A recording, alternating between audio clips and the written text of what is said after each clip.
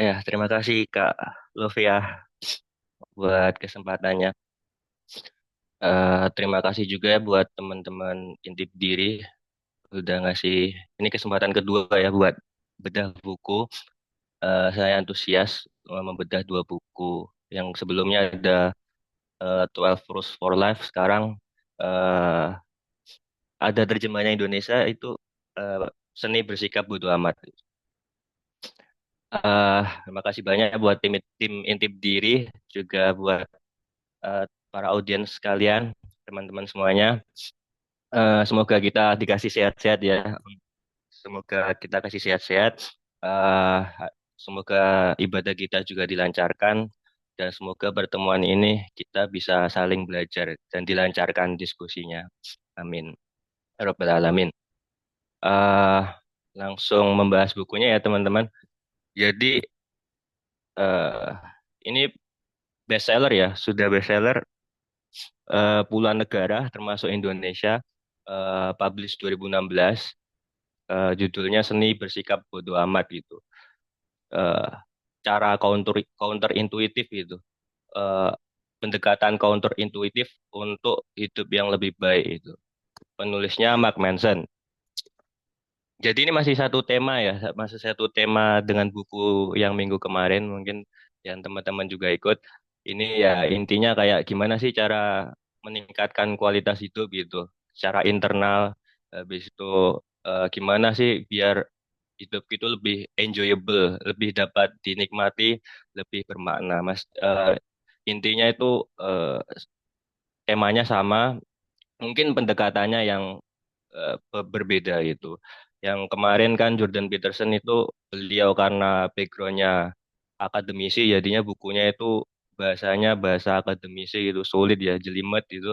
Tapi untuk Mark Manson ini apa bahasanya kasual itu dan belak-belakan.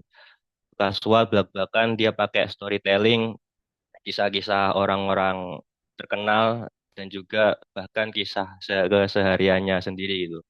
Mungkin sebelum kita bahas per babnya ya atau per poin-poin bukunya, mungkin perkenalan sebentar Mark Manson-nya ya. Itu dia itu asli orang Amerika ya, orang Texas yang saya baca dari biografinya itu dia dapat bachelor di bisnis. Setelah itu dia bikin online bisnis ya kan. Karena dia dapat privilege paspor Amerika, dia keliling dunia hampir 90 negara kalau nggak salah. Habis itu dia menetap di 4 sampai 5 negara. Salah satu yang saya ingat itu Brazil. Akhirnya dari travelingnya, dari pengalaman hidupnya, dia itu terbuka, merasa wawasannya terbuka kayak, oh ternyata hidup itu nggak cuma standarnya Amerika aja gitu loh. Ada standarnya Brazil, ada yang Southeast Indonesia gitu-gitu. Akhirnya karena wawasannya, pengalamannya, bahkan kegagalannya gitu dia tuliskan di eh, aslinya dia blogger nulis artikel gitu. Habis itu dia nulis buku-buku. Buku pertamanya itu buku soal dating ya, dating kayak gimana cara approach perempuan secara sehat gitu, membangun hubungan secara romantis secara sehat itu buku pertamanya. Nggak terlalu terkenal sih, judulnya Model. Habis itu buku yang kedua ini, buku Seni Bersikap Bodo Amat, Subtle Art of Not Giving a F Word itu. Ini buku kedua dan langsung booming, langsung bestseller, dia langsung sukses gitu. Nah, sekarang dia juga ngerangkap podcaster, ada YouTube-nya, ada blognya. Mungkin teman-teman setelah ini mau baca-baca tulisannya itu sangat recommended buat saya. Habis itu kita mulai bahas konten bukunya ya. Eh, Bab awal itu dia ngasih judul Jangan Berusaha. Dia buka cerita bukunya itu pakai Charles Bukowski. Itu saya cari di Google itu dia itu novelis Amerika itu. Pokok intinya dia ngejelasin hidupnya Bukowski secara singkat itu. Pokok intinya Bukowski itu orang yang payah lah, payah, gagal. Pokok hidupnya itu berantakan ya kan. Nggak jelas, dia pecundang lah. Pokok sejelek-jeleknya hidup kita itu ada Bukowski.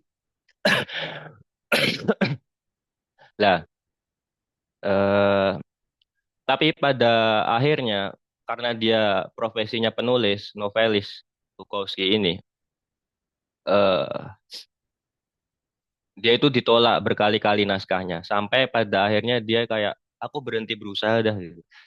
Dia nerima kenyataan bahwa dia penyundang dan sebagainya. Akhirnya dia menuliskan emosinya, eh, emosi kalau dia itu pecundang dan hidupnya gagal ke tulisan-tulisannya, ke sastra-sastranya. Akhirnya justru yang terjadi tulisannya laku. Akhirnya dia terkenal gitu.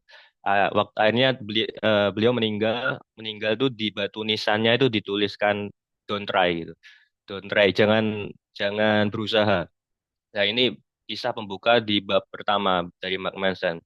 Yang ingin disampaikan Mark Manson tuh kayak ini loh, aku kenalkan counter intuitif gitu. Secara intuisi itu di kita terdorong untuk berusaha keras, habis itu mati-matian. Tapi seringkali dalam beberapa kasus itu justru itu bukan hal yang terbaik untuk dilakukan gitu. Hal yang terbaik untuk dilakukan pada beberapa kondisi itu justru ya jangan berusaha terlalu keras gitu. Kayak eh, justru itu akan merugikan kita. Kayak coba temukan istilahnya, kata kata yang saya pakai itu tiga ini ya, naluri, insting, atau ritme alami gitu. eh, untuk ya berkarya gitu. Habis itu setelah kisahnya ini pokok ada satu quotes yang saya tulis juga di Mark Manson itu kayak kalau kita terlalu berusaha mengejar pengalaman positif itu, kita pengen ya selalu bahagia, habis itu ingin selalu sukses, habis itu ingin semua usaha kita selalu lancar, itu kan berusaha untuk selalu mengejar pengalaman positif. Itu justru hal yang negatif gitu. Tapi kebalikannya juga kalau menerima pengalaman negatif itu justru hal yang positif. Kadang kalanya kita udah berusaha tapi gagal loh, dan itu pengalaman yang negatif. Tapi kita terima itu justru jadi hal yang positif gitu. Dan sesuai judulnya, arahnya ini ke sikap bodo amat gitu. Sikap bodo amat di sini tapi bukan berarti ya acuh tak acuh ya, bukan berarti apatis gitu, enggak. Pokok argumennya Mark Manson, rangkuman buku ini tuh kayak kita itu makhluk, kita manusia itu eh, kita mesti peduli gitu. Kita mesti peduli akan suatu hal. Jadi tugas kita itu pilih suatu hal yang kita layak pedulikan, dan yang lainnya itu ya udah bodo amat itu, tidak usah dipedulikan. Jadi pedulikan hal-hal yang penting, yang benar-benar berarti, dan ya udah bodo amat kepada hal-hal yang sifatnya itu tidak penting gitu, kayak yang justru merugikan. Pokok inti buku, yang inti argumennya yang disampaikan Mark Manson ya itu. Kayak kita dikasih panduan kayak mari kita memilah kepedulian kita gitu. Habis itu lanjut ke bab selanjutnya itu dia menyampaikan kalau kebahagiaan itu masalah. Dia pakai standarnya Western ya, tapi di budaya kita juga termasuk aslinya. Kayak kita disuguhkan cerita-cerita kayak orang-orang sukses, habis itu apa? Ya hidup itu kita mengejar kebahagiaan. Lah, Mark Manson itu mengkritik itu gitu.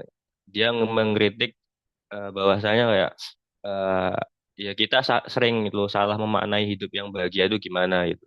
Habis itu kita membayangkan kalau wah kalau saya ada satu satu M berarti saya sudah bebas dari masalah gitu. Kalau saya masalah ini beres berarti hidup saya udah beres juga itu. Kayak hidup saya akan aman, sejahtera, bahagia kalau masalah hidup saya itu hilang semua gitu. Dan itu dikritik sama Mark Manson. Eh, Hidup yang baik atau hidup yang eh, penuh dengan yang bisa dinikmati itu bukan hidup yang nihil masalah gitu, tapi hidup dengan masalah-masalah yang berkualitas gitu. Dan kita sanggup menyelesaikannya. Jadi kebahagiaan itu emosi spektrum yang positif itu muncul ketika kita bisa menyelesaikan masalah itu. Kalau kita masalah ini beres, masalah ini beres, masalah ini beres, justru kita akan merasa ya spektrum positif lah, emosi bisa bangga, bahagia, dan sebagainya gitu, bersyukur. Ya, itu hidup yang harus kita bangun. Dan Mark Manson juga ngeritik dunia modern ya, terutama di Western itu terlalu mengagungkan emosi gitu, kayak mendewa-dewakan emosi. Kita harus bahagia gitu, kita harus stay positif gitu. Semuanya harus positif, eh, tidak boleh sedih gitu. Itu kurang sehat menurut Mark Manson.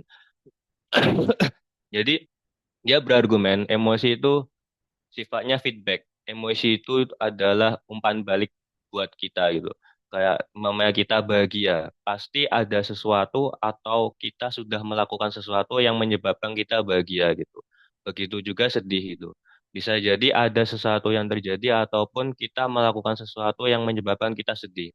Apapun emosinya itu pasti ada penyebabnya gitu. Nggak muncul tiba-tiba gitu. Kalau muncul tiba-tiba itu mungkin bisa jadi penyakit ya. Tapi secara umum itu mesti muncul ada penyebabnya. Dan tugas kita itu adalah kalau kata Mark Manson di bab selanjutnya itu kayak kita harus awareness apa kita harus sadar ke diri kita sendiri kak. Oke, saya sekarang emosinya gimana ya? Saya perasaannya gimana? Apa saya udah cukup bahagia atau mungkin saya merasa buruk atau saya kayak merasa sedih gitu. Habis itu coba digali kayak kenapa kok saya ngerasa ini gitu. Nah, itu yang ingin diarahkan ke Mark Manson. Jadi, emosi itu feedback, umpan balik untuk kita ke depannya harus gimana gitu. Perilaku yang lebih pantas atau perilaku yang lebih konstruktif itu bagaimana? Lah itu emosi itu sebagai salah satu umpan balik kita. Bukan sesuatu yang harus dikejar. Itu argumennya Mark Manson. Eh, jadi, Mark Manson di bab ini juga nge-highlight eh, kalau bahwasanya apapun pilihan kita itu pasti ada kesulitan gitu. Dan kita cenderung secara intuitif cuma membayangkan yang enak-enaknya saja gitu. Kayak kita ditanyakan, kamu ingin hidup yang bagaimana gitu.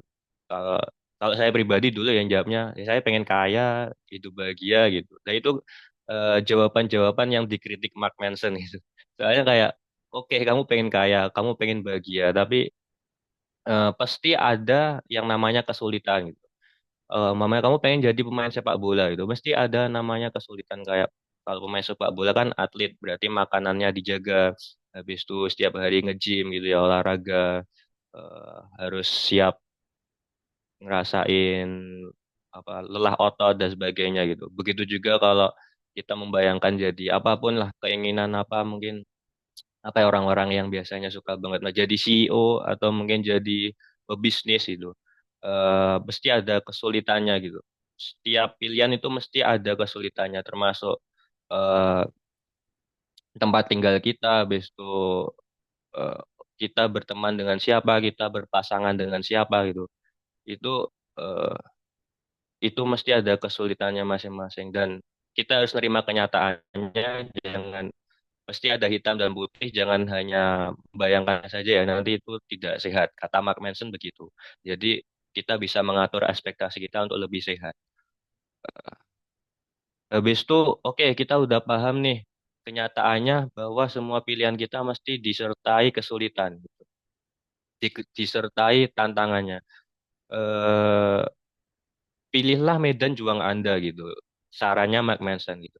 Kayak, oke, jangan bayangkan hal yang enak-enaknya saja kan tadi kayak oke kamu pengen jadi musisi pengen jadi pesepak bola mereka ada kesulitannya masing-masing habis itu tanyakan ke refleksi masing-masing kayak rasa sakit atau kesulitan apa yang kita bisa toleransi dan nikmati prosesnya gitu apakah saya tidak masalah kalau ke gym setiap hari gitu apakah saya tidak masalah kalau tidak bisa makan Indomie dan soto sepuasnya gitu itu coba dibayangkan gitu ya harus hitam dan putih dua-duanya itu harus dipertimbangkan. Itu saran dari Mark Manson. Reminder, lebih ke reminder, peringatan itu.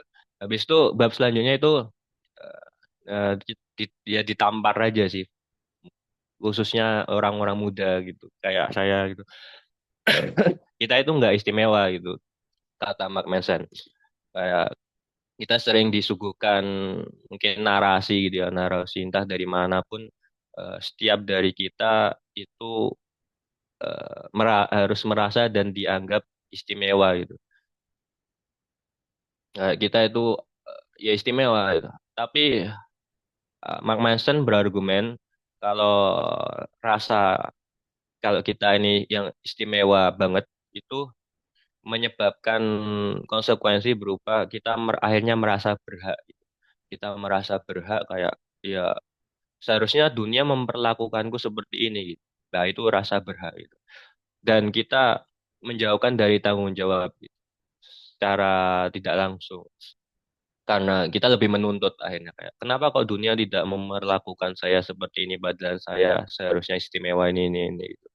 Akhirnya menyalahkan dunia. Kalau mau udah menyalahkan ya udah rumusnya kan. Kalau menyalahkan itu mesti melempar tanggung jawab gitu. Akhirnya ya hidup tidak kemana-mana itu. Nah, kalau terlalu merasa istimewa ya kita akhirnya meninggikan kayak overestimate posisi kita dari semestinya itu. Akhirnya membatasi kita dari pengalaman yang manusiawi, kayak gagal, habis itu pengalaman memalukan, atau realitas-realitas hidup lainnya gitu, yang emang ya manusiawinya kita merasakan itu gitu. Tapi karena kita merasa istimewa kayak, enggak, saya nggak boleh gagal itu, saya nggak boleh memalukan itu tidak sehat, kata Mark Manson. Karena justru pengalaman-pengalaman tersebut tuh yang menjadikan kita berkembang dan tumbuh. Dan secara paradoks kalau kita mengakui bahwasanya kita itu biasa, kita punya kelebihan dan kekurangan, akhirnya kita lebih bisa fokus pada hal-hal yang penting. Mark Manson argumennya seperti itu. Lalu lanjut ke selanjutnya. eh di sini Mark Manson berargumen. Ini selaras sama yang buku kemarin ya, yang punyanya Jordan Peterson. Ini benang merahnya sama. Kalau fundamental kehidupan itu ya kita menderita itu. Setiap pilihan yang kita pilih itu ya ada seperti sebelumnya dijelaskan ada kesulitan gitu. Ada rasa sakitnya masing-masing gitu. Mau single juga sakit, ntar kesepian ya kan. Mau punya pasangan juga sakit, ntar cekcok gitu. Bertengkar atau mungkin beda pendapat itu. Mau punya pekerjaan juga sakit itu kan. Kita menderita harus ada tanggung jawab, ada deadline, ada beban kerja gitu kan. Dimarahin atasan dan sebagainya. Tapi kalau nggak kerja juga menderita gitu, nggak ada pemasukan dan sebagainya. Jadi fundamental kehidupan itu ya kita bakalan sakit dan menderita. Kenyataannya seperti itu. Tapi alih-alih pesimis, justru itu memerdekakan gitu kayak. eh, Jangan pokok intinya di bab ini tuh jangan punya mentalitas korban gitu kayak oh saya korban dari kehidupan ini kayak saya terlahir dari keluarga seperti ini saya terlahir di sini gitu-gitu itu mentalitas korban alih-alih yang disarankan Mark Manson itu eh, meskipun kita terkesannya tidak bisa memilih ya ini nanti bab selanjutnya juga dibahas. Tapi aslinya kita itu memilih gitu kita itu bisa memilih lah itu dan disarankan Mak Masen itu pilihlah rasa sakit atau penderitaan yang konstruktif bagi diri kita maupun orang lain gitu. Contoh itu mengatur pola makan sehat gitu. Punya pola hidup yang sehat gitu. Olahraga, habis itu dietnya dijaga, asupan nutrisinya dijaga.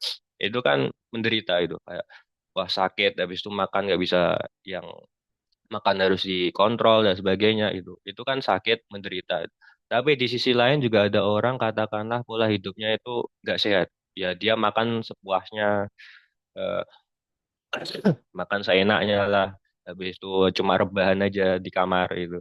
Nggak olahraga nuruti malasnya itu kan mereka ada enaknya tapi mereka aslinya juga menderitanya dalam artian mereka eh, at some point atau pada suatu masa akan membayar ya pola hidupnya gitu kayak bisa jadi dia sakit atau mungkin dia kelewat opportunity itu kesempatan apa itu dia kelewat informasi dan sebagainya jadi ada dua pilihan hidup ini nih ada dua bisa milih pola hidup yang sehat atau bisa milih pola hidup yang tidak sehat masing-masing punya penderitaannya masing-masing ya kan. Satu menderita karena sakit satu menderita karena latihan gitu. Nah, dari dua ini yang latihan ini lebih konstruktif gitu penderitaannya gitu. Karena kalau kita menderita karena latihan, kita akhirnya lebih sehat, ya kan?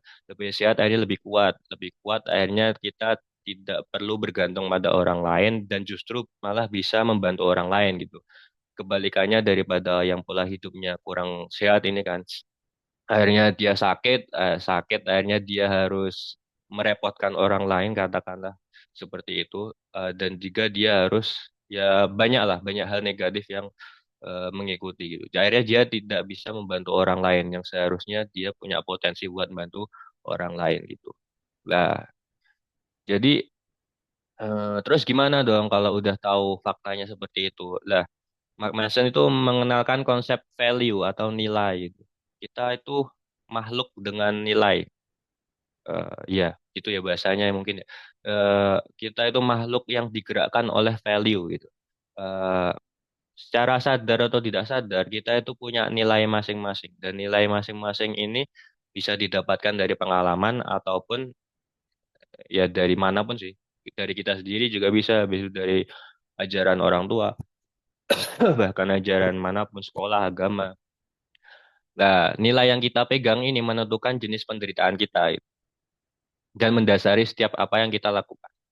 eh, Mark Manson menyarankan di bukunya itu pilihlah nilai yang sehat gitu. Pilihlah nilai yang sehat, pilihlah nilai yang konstruktif, yang bagus, bukan yang buruk gitu. Nah, tapi nilai yang bagus dan buruk itu gimana cara bedainnya? Nah, itu dijelasin juga sama Mark Manson. Eh, Nilai yang baik itu ya berdasarkan jadi tiga ini ya harus terpenuhi berdasarkan kenyataan, membangun secara sosial dan dapat dikendalikan atau segera dilakukan. Menurut Mark Manson nilai yang bagus itu ya ini. Habis itu yang buruk itu gimana? Yang sifatnya tahayul. Habis itu merusak secara sosial dan tidak segera atau tidak dapat dikendalikan gitu. Jadi kayak nilai yang tidak dapat dikendalikan gitu. Dan untuk memahami nilai kita masing-masing diperlukan self awareness gitu kayak kita harus latihan ke diri kita sendiri gitu kayak ya seperti tadi kayak emosi yang saya rasakan apa sih sekarang habis itu kenapa kok saya merasa seperti ini gitu ya itu perlu proses mikir dan kadangkala prosesnya tidak enak kata Mark Manson seperti itu. Contohnya aja ya nilai yang baik itu nilai yang sifatnya internal itu biasanya kayak habis itu yang buruk itu yang eksternal kayak pendapat orang lain gitu dan sebagainya. Eh, Gengsi itu kan contoh nilai yang buruk, dia merusak secara sosial tidak bisa dikendalikan juga kan, kita tidak bisa mengendalikan opini orang lain. Maka karena itu bukunya judulnya Seni Bersikap Bodoh Amat. Jadi mari kita peduli pada hal-hal yang benar-benar berarti dan bodoh amat kepada sisanya. Itu kata Mark Manson. Habis itu selanjutnya ya,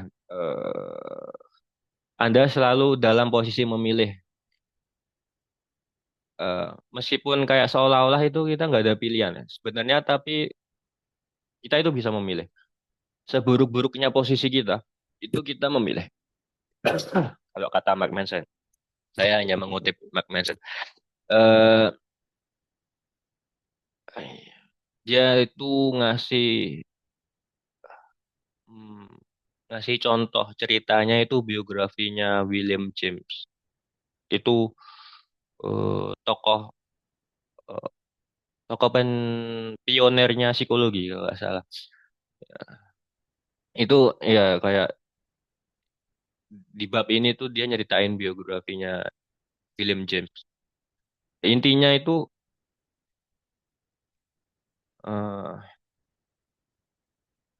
intinya pokok kehidupan William James itu serba ya menderita banget lah. Pokok intinya menderita banget dan banyak hal di luar kontrol dia itu menimpa dia hal-hal buruk gitu. Kayak dia kena penyakit lah atau apa. Detailnya saya lupa, mohon maaf. Nanti mungkin bisa di cross check lagi. Pokok intinya dia itu menderita sekali karena faktor eksternal ya. Jadi seolah-olah dia nggak ada pilihan. Tapi justru eh, aslinya kita itu memilih gitu. Pada suatu titik kehidupannya William James ini Dia itu memutuskan buat ya udah apapun yang terjadi dalam hidup saya bertanggung jawab terhadap hidup saya gitu. Makanya Mark Manson nulis kalau semua jenis peningkatan dan pertumbuhan pribadi dimulai dari kesadaran sederhana, yaitu bahwasanya kita itu bertanggung jawab apapun yang menimpa kita itu kita bertanggung jawab itu.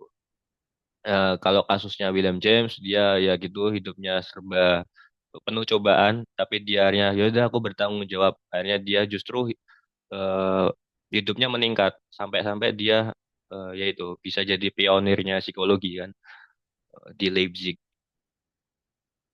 Mungkin detailnya nanti bisa di cross. eh Contoh lainnya itu kayak gini ya, apa ya? Ya pokok intinya kita, mohon maaf, intinya kita bertanggung jawab meskipun apapun yang dilempar pada dunia. Contoh, kita nemu anak terlantar gitu, bayi terlantar ini contoh ekstrim ya. Saya nggak kepikiran contoh lain, mohon maaf. Eh, kita tiba-tiba keluar dari rumah, habis itu di depan rumah kita itu ada bayi bayi terlantar gitu kayak di dalam apa kayak di keranjang atau kardus itu. Ini contoh ekstrim ya. Nah, itu kan bukan salah kita juga bukan kita ya tiba-tiba di depan kita itu mungkin emang dia cobaan dunianya ngasihnya itu ke kita gitu. Nah, seolah-olah kita nggak ada pilihan tapi kita aslinya bisa memilih gitu. Kita bisa bertanggung jawab gitu. Kita bisa menafsirkan kejadiannya dan juga kita bisa memilih respon kita itu bagaimana gitu. Apakah kita ya udah biarkan sajalah ataukah biarin aja bayinya di situ gitu, bukan tanggung jawabku atau eh, ya udah aku rawat lah gitu atau just lapor polisi lah atau apa kan banyak sekali pilihannya gitu.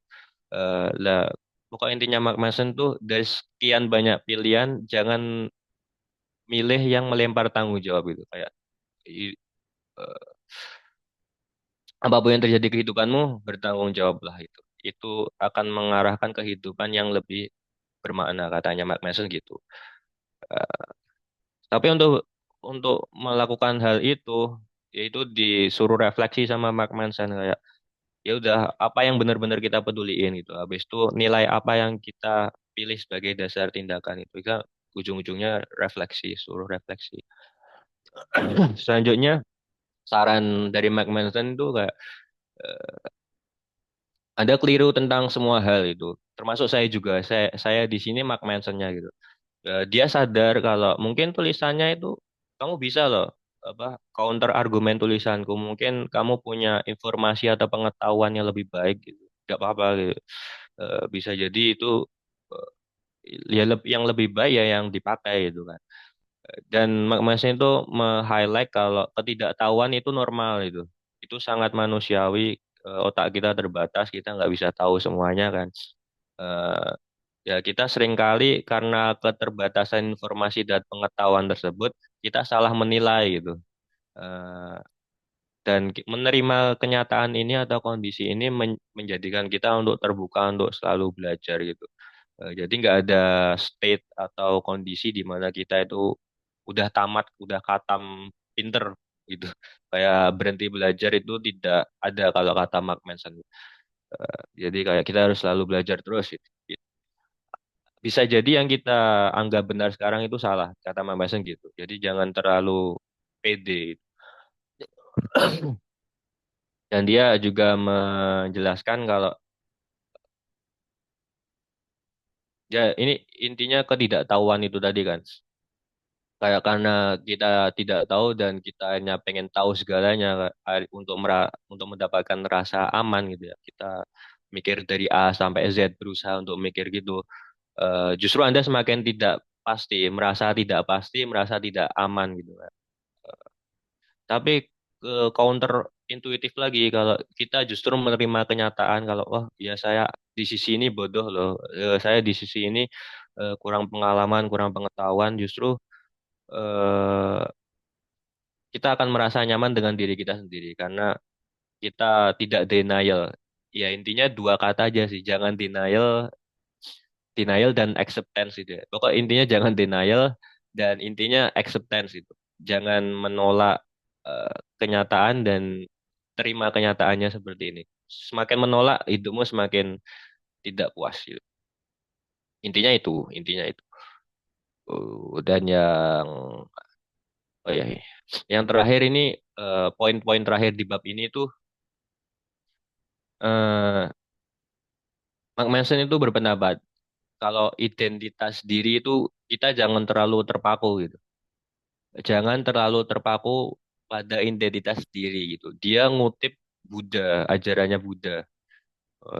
Eh, kalau bahwasanya identitas diri itu keputusan yang sewenang-wenang buat diri kita sendiri gitu. Mamanya kita mengidentitaskan diri kita sebagai orang yang pintar gitu. Orang yang pintar, orang yang kaya, itu kan identitas. Adjektif kan, kata sifat. Identitas kan biasanya kata sifat. Lah, itu justru akan membatasi kita, kata Mark Manson. Kalau kamu terlalu terpaku pada identitas, kalau saya ini pintar, gitu. Saya ini anak pintar, saya orang benar. Akhirnya kamu tidak terbuka pada pengalaman yang menyebabkan kamu merasa bodoh gitu. Tidak terbuka pada pengalaman yang menyebabkan kamu merasa tidak benar itu salah.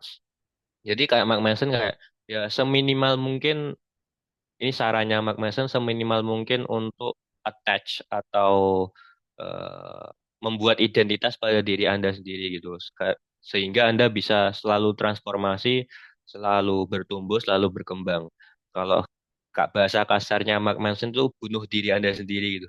Bunuh identitas diri Anda sendiri gitu. Dan katanya rasanya nggak enak itu.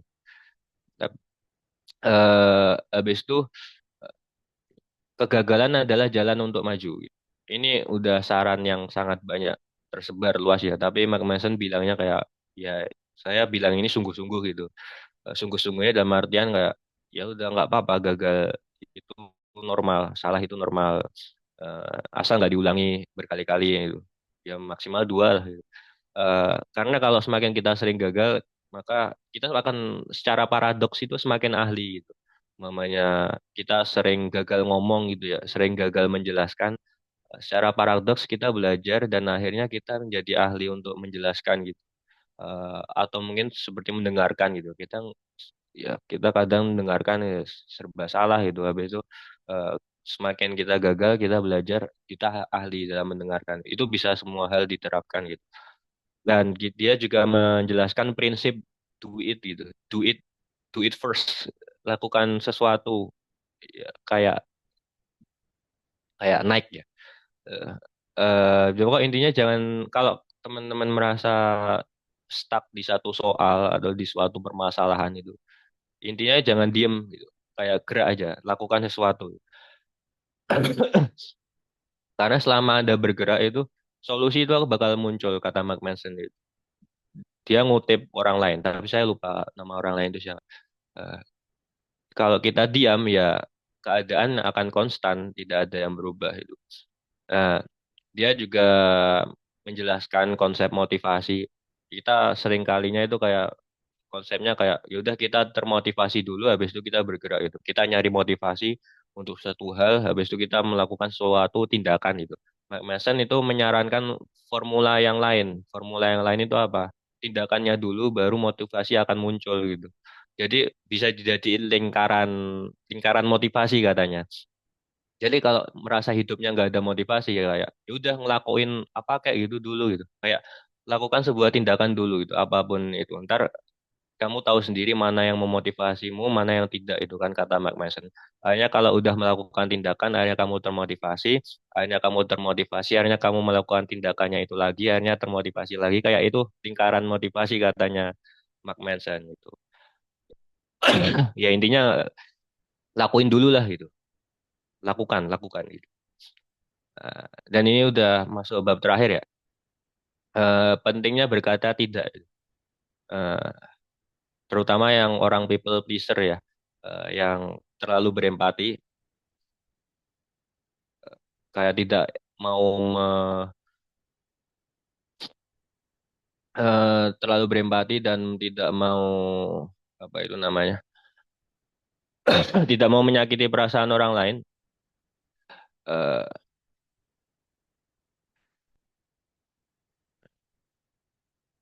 ya, intinya bab ini tuh mengapa mengatakan tidak, kita harus mengatakan tidak itu untuk membuat boundaries gitu, boundaries atau batasan diri kita sendiri. Gimana menjelaskannya? Kita di bab sebelumnya sudah dijelaskan eh, bagaimana membangun sebuah nilai-nilai gitu. Membangun sebuah nilai-nilai yang bagus, nilai-nilai yang sehat, nilai-nilai yang konstruktif. Eh, Oleh karena itu, akhirnya kita tahu mana yang dipedulikan dan mana yang bodo amat. Nah, itu yang bodo amat dan pedulikan itu ada garis kan. Nah, garisnya itu garis batasan atau boundaries. Karena sumber daya kita terbatas, memori kita terbatas, eh, dan semuanya terbatas, akhirnya kayak ya udah kepedulian kita terbatas, akhirnya coba kita bikin batasan gitu. Dan batasan kita mungkin bisa sedikit beda-beda gitu. Oleh karena itu kita suruh refleksi masing-masing. Dengan memiliki batasan itu orang lain itu bisa paham kayak kita mentoleransi apa dan tidak mentoleransi apa gitu. Jadi orang-orang ekspektasinya itu bisa diatur. Alih-alih kita ngomong iya ke semuanya, akhirnya kita nggak punya, orang lain tuh kayak bingung memposisikan diri mereka ke kita itu bagaimana. Soalnya kita nggak jelas standing pointnya di mana itu. Dan dengan kita punya batasan, kita juga jadi lebih jujur. Eh, Kita juga mencegah dari tekanan yang nggak perlu kan ya, dan ngerasa kewalahan karena atau resentment ya, karena kita harus memenuhi ekspektasi orang lain, ekspektasi yang tidak realistis atau ekspektasi orang lain. Aslinya ada bab selanjutnya itu bab terakhir itu tentang kematian dari Mark Manson. Tapi memang saya nggak sengaja nggak masukin. Saya takut aja. Soalnya topiknya sensitif mungkin ya bagi beberapa orang.